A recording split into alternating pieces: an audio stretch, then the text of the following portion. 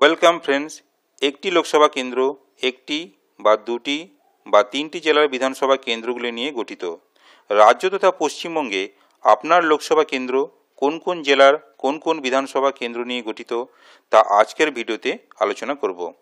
প্রথমেই পশ্চিমবঙ্গে কতগুলি জেলা আছে দেখে নেব। টোটাল 23টি জেলা আছে। আজকে আমরা যে লোকসভা কেন্দ্রটি নিয়ে আলোচনা করব সেটি হলো বর্ধমান দুর্গাপুর লোকসভা কেন্দ্র।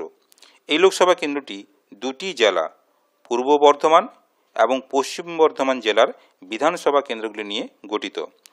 পূর্ব বর্ধমান জেলাতে টোটাল 16টি বিধানসভা কেন্দ্র আছে।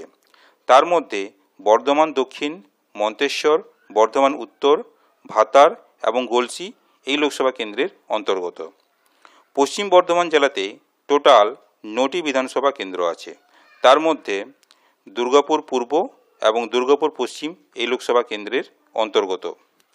পূর্ব বর্ধমান এবং পশ্চিম বর্ধমান জেলার এই 7টি বিধানসভা কেন্দ্র তথা বর্ধমান দক্ষিণ, মন্তেশ্বর, বর্ধমান উত্তর, ভাতার, গলসি, দুর্গাপুর পূর্ব এবং দুর্গাপুর পশ্চিম বিধানসভা নিয়ে বর্ধমান দুর্গাপুর লোকসভা কেন্দ্রটি গঠিত।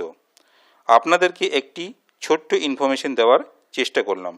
ভিডিওটি ভালো লাগলে শেয়ার করবেন। আপনারা ভালো থাকবেন, সুস্থ থাকবেন। ধন্যবাদ।